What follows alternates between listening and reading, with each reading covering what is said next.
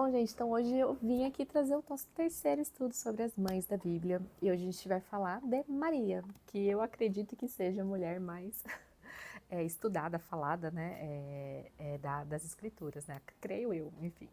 Mas vamos lá. Antes de eu falar também, trazer os aprendizados, como de praxe, eu vou trazer um pouquinho de contexto histórico. E nesse contexto histórico, eu não vou trazer especificamente o contexto histórico da Maria em si, igual eu fiz com Joquebede, com Ana. Eu vou trazer um contexto histórico do povo de Israel. Quando o anjo Gabriel vem falar com Maria e também com Zacarias, com Isabel, havia mais de 400 anos, em torno de 400 anos ali, que Deus não falava com o povo. Então, o último profeta, né, que de fato ali tinha sido boca de Deus para a nação, havia sido Malaquias, né? E aí fazia 400 anos, então, que Deus não se manifestava. E dentro desse contexto, então, né, a gente sabe, né, que o povo de Israel passou por muitas opressões, né, Babilônia, Egito, etc. E nesse contexto onde Jesus nasceu, eles estavam sendo oprimidos ali pelos romanos, né, por Roma.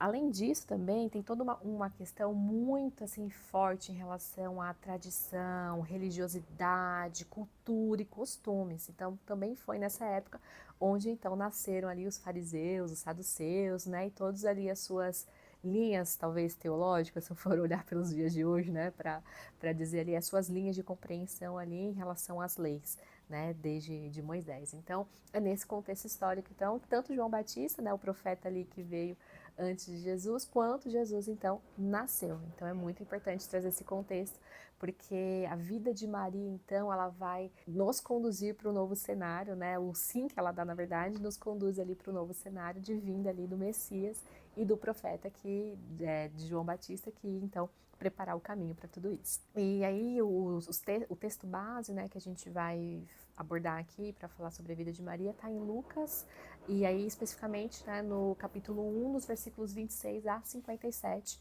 então é onde a gente vai abordar. E eu vou começar pelo primeiro ponto, né? Então, quando o anjo Gabriel ele aparece para Maria, ele começa fazendo uma saudação, né? E a chama de agraciada ou bendita ou bem-aventurada, e depende da tradução em si. Mas ele sauda Maria, né? E eu vou usar o termo agraciada aqui. E aí é muito legal e muito comum também, né? Eu vou falar que eu sempre vou estudar as palavras do hebraico. E o legal dessa saudação e desse termo agraciada, né, que tá lá em Lucas, é que o termo original do grego, e isso eu vou tentar falar, que é kecharitomene. Ele só aparece em Lucas, então em Lucas 1, né, do 28 ao 30, é a única vez que esse termo ele é usado na Bíblia, né, no Novo Testamento. E o que é legal dizer sobre essa palavra, que eu acho que é muito importante para a gente entender o nosso ponto 1. O ponto 1 é que nós, assim como Maria, somos agraciadas por Deus. E o que esse termo agraciada quer dizer, né? Essa palavra no original, ela é do particípio passivo, né? Então é uma voz passiva. Ou seja, quer dizer que a pessoa que ela está se referindo não é a pessoa que faz o ato. Então não é a pessoa que agracia, mas sim quem sofre a ação. Ou seja, ela é agraciada. E ela é agraciada por alguém. Então, o primeiro ponto aqui, né, de ser agraciada, que nós somos agraciadas, é que nós não podemos gerar graça por nós mesmas. Nós somos agraciadas por alguém. No caso de Maria, por Deus, e no nosso caso também. Somos agraciadas por Deus. Mas o que é muito legal também dessa palavra é que o tempo verbal que essa palavra no grego original foi escrita, ela remete ali, né, é o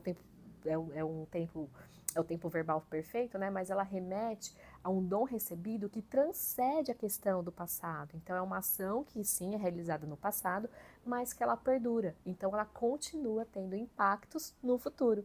Olha que maravilha, gente. Então, Maria, ela estava sendo agraciada, né? Ela foi escolhida para gerar o Filho de Deus, e essa graça que ela recebeu perduraria aí para todas as gerações, até nos nossos dias, os dias que virão. A graça que ela recebeu de poder gerar o Messias nos impacta até hoje ali com a obra redentora de Jesus. E o que eu quero trazer para vocês é que, assim como Maria, gente, a graça que nós recebemos de Deus, o filho que você recebeu, a família que você recebeu, o dom que você recebeu, o propósito por qual você nasceu, tudo isso é a graça de Deus para conosco e ela tem efeitos duradouros. Então, o primeiro ponto assim que eu quero trazer é que nós precisamos nos olhar com graça, né? E saber e aceitar essa graça do Senhor, sabendo que não é o nosso esforço, não é porque a gente é boa que nós fomos escolhidos, mas é porque a graça de Deus nos cobre. E ela cobre, inclusive, também todas as ações que estão correlacionadas ao nosso maternar, né? Ao nosso educar os filhos, né? Então, tudo isso aí está coberto pela graça de Deus.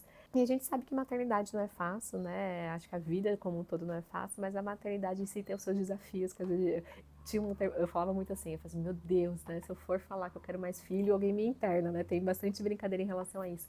Porque é difícil, é algo que a gente não colhe fruto agora, sabe? A gente vai colher fruto muito pra frente e quiçá se a gente vai, de fato, ver todos os frutos. Às vezes não, né? Mas nós precisamos entender que isso sim, né? Que é a graça de Deus para conosco. E que é boa, né? E que é algo que vai perdurar ali gerações, até mesmo quando a gente não tiver mais aqui na Terra, vai estar gerando frutos, vai estar impactando as futuras gerações. Então, a sua maternidade é uma oportunidade para você multiplicar, né? Para você corroborar com a graça do Senhor para a vida daqueles que nasceram de você, que nascerão dos filhos que você gerou, que nascerão dos filhos que você gerou. Então, ele impacta gerações. Mas uma coisa também que eu quero trazer em relação à graça é que também a gente tende, né, a acreditar que nós somos responsáveis pelas coisas boas também que acontecem com nossos filhos. E assim, não tô tirando a nossa responsabilidade integral, sabe? Nós somos sim responsáveis por prover, por dar coisas boas, por educar corretamente, por ser manso, né, por ser passivo. A gente tem as escolhas, né? Mas a gente também precisa compreender que não somos nós que vamos salvar ou agraciar os nossos filhos. Também é um dom de Deus, né? Então lá em 2 Coríntios também 3:25, 3:23:5. Eu gosto muito desse versículo que fala, né, que não por nós mesmos sejamos capazes de coisa alguma, né, mas é porque é o Espírito de Deus atuando em nós. Então também a graça que nós recebemos por meio do Espírito, ela também pode ser ali transferida e ser manifestada na nossa maternidade. E aí vem os dons, né, o fruto do Espírito, né, com mansidão, com domínio próprio, né, com alegria, tudo isso pode ser real na nossa maternidade quando nós estamos ali aceitando a graça de Deus, aceitando o auxílio do Espírito Santo na nossa maternidade. Mas também ali depois da saudação, né, do anjo, fala que Maria perturbou-se, né, no seu íntimo, que ela ficou incomodada ali com aquela saudação. Tanto que o anjo precisa falar para ela, Maria, não temas, né? Então o segundo ponto que eu quero trazer é sobre o nosso temor. Nós não precisamos temer todos os desafios que nós enfrentamos e, né, correlacionados à maternidade, né? Porque muitas vezes a gente tem ali todos os nossos temores, ansiedades, preocupações, né? A gente tem, e não somente com o que a gente vai dar para os nossos filhos vestirem ou comerem, né? Ou fazerem, que escola que eu ponho, não somente em relação ao agora, mas até o futuro, sabe, deles, né? A gente tem as nossas expectativas e as nossas preocupações. Mas a gente precisa ter a confiança em Deus e não temer, né? Então hoje eu falo para Maria, não tema. E o próprio Jesus, né, também traz isso, fala, né, lá em Mateus 6, se eu não me engano, Mateus 6, isso mesmo. Em Mateus 6 que ele fala pra gente não andar ansioso, né, não andar preocupado com o que vestiremos ou com o que beberemos, porque a gente não pode aumentar um côvado na nossa vida, né? E assim também é na nossa maternidade. A gente precisa, sim, de fato, fazer as coisas pensando no impacto que elas têm, mas nós não precisamos sofrer ou temer, porque quando a gente começa a temer, a gente começa a se preocupar com o como. E aqui entra um ponto aqui de aprendizado com Maria, né? Então Maria, ela ouve tudo aquilo, se perturba, e aí o anjo fala, não temas, e ela questiona, mas eu não sou casada, né? Não conheço homem, e como é que isso vai acontecer? Então a gente começa a se preocupar muito com os comos. E esses comos, né, a forma de solucionar ou de realizar as coisas, o como é do Senhor, né?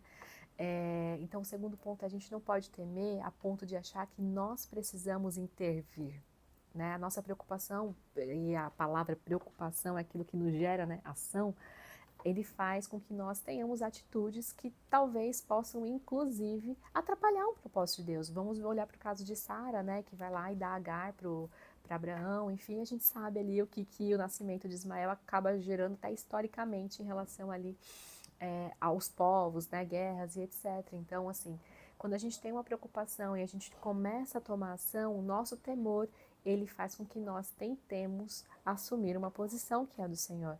Mas o Senhor fala para que nós não temamos, que nós precisamos confiar, porque independente da nossa ação, a gente não vai aumentar um côvado, seja na nossa vida ou seja na vida dos nossos filhos. Então, assim como Maria, nós precisamos não temer.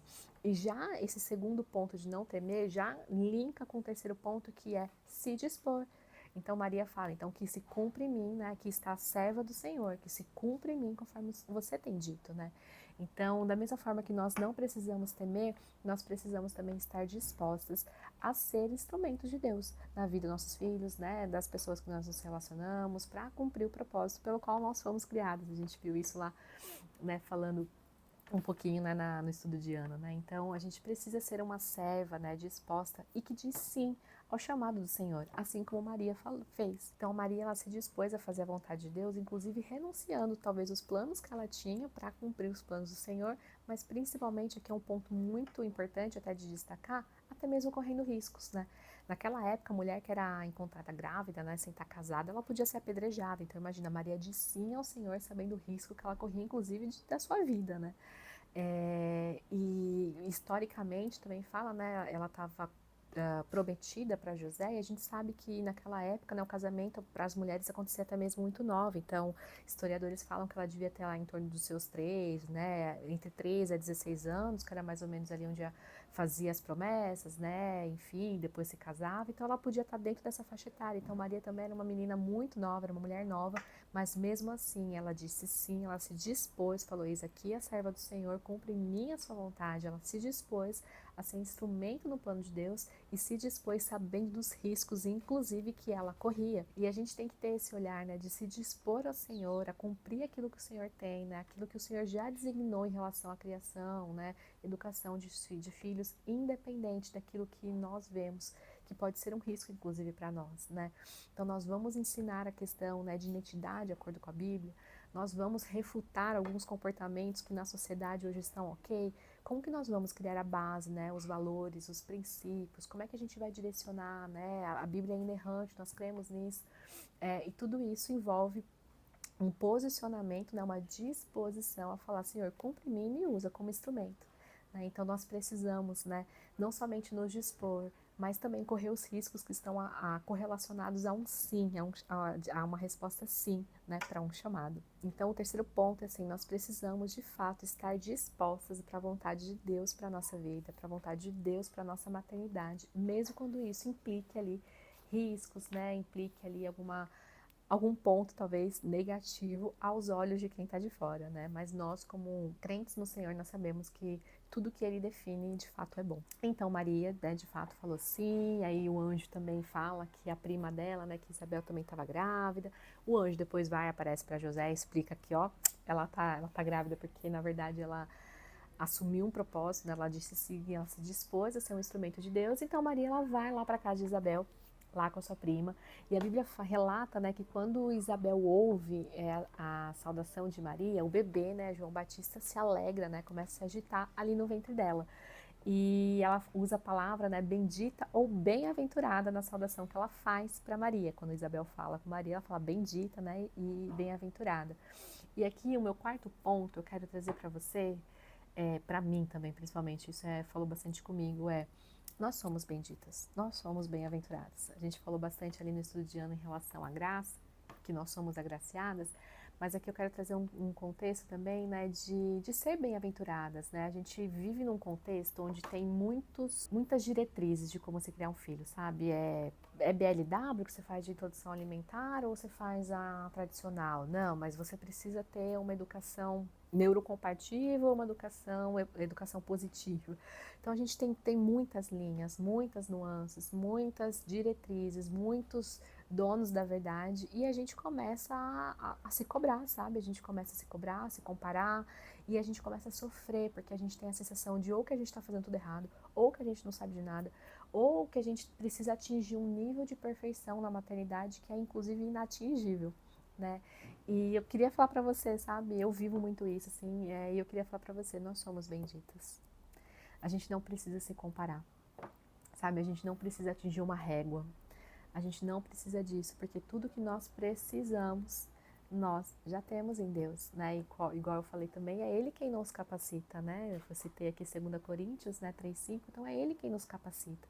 Então nós precisamos ter aí essa leveza conosco e onde a gente tiver difícil, depositar de fato em Deus, né, as nossas dores. Deus nos fez de forma singular, isso está lá em Salmo 139, né, Salmo 139, versículo 14. E Ele nos fez de forma singular não somente para complementar o seu corpo, né, o corpo de Cristo, cada membro, né, com a sua função, não somente para isso, mas também para que nós pudéssemos servir as outras pessoas, incluindo a nossa família.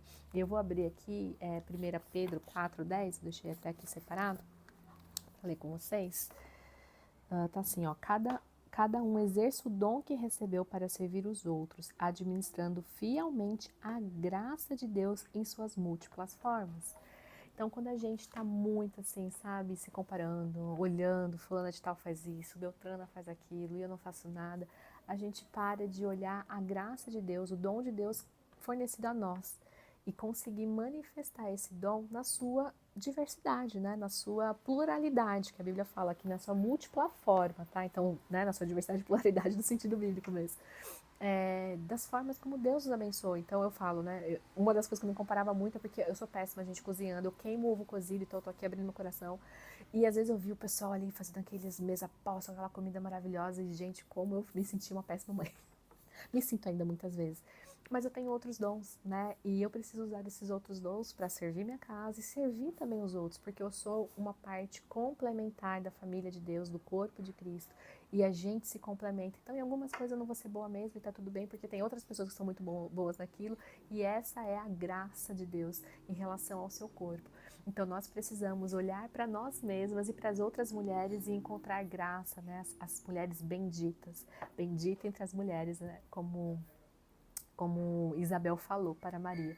E aqui também, de novo, faz um link com o último ponto, com o quinto ponto, que fala que quando Isabel, ela saúda, né, Maria e fala, né, depois vocês leem lá isso em Lucas 1, ela também fala, bem-aventurada aquela que creu, que se cumprirá aquilo que o Senhor lhe disse. Então, algo que Isabel falou para Maria, ela falou assim, bem-aventurada é aquela que creu, né, que se cumprirá aquilo que o Senhor lhe disse. E Jesus em João 29 também fala, né, bem-aventurados aqueles que creram e não viram.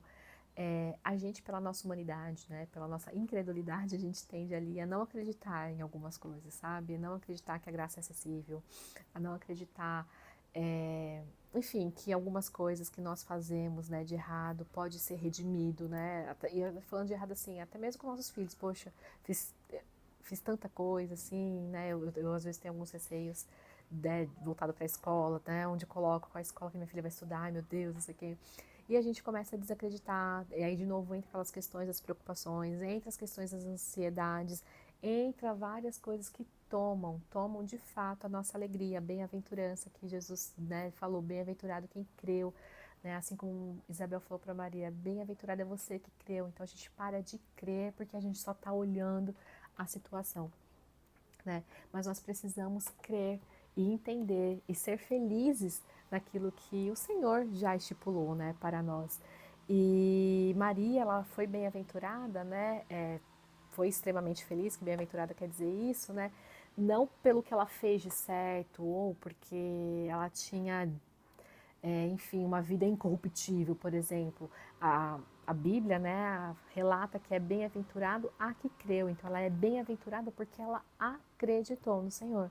Assim como Jesus diz também, né, bem-aventurados aqueles que creram. Então, nós precisamos saber que a nossa felicidade plena vai ser encontrada à medida que nós confiamos plenamente no nosso Deus. Então, nós precisamos confiar que Deus é fiel, que a alegria dele vai nos preencher e que a graça dele vai cobrir todas as áreas da nossa maternidade, né? E crer que vai se cumprir a partir da hora que a gente disse sim, existe uma promessa também, né? Que a palavra do Senhor não volta vazia. Então a gente tem que crer que não voltará vazia, né? Tudo aquilo que nós fizermos sob a luz, né, do Senhor, sob a condição do Espírito Santo, na vida dos nossos filhos, na vida da nossa casa. Então que você possa, assim como Maria, aprender com ela, né?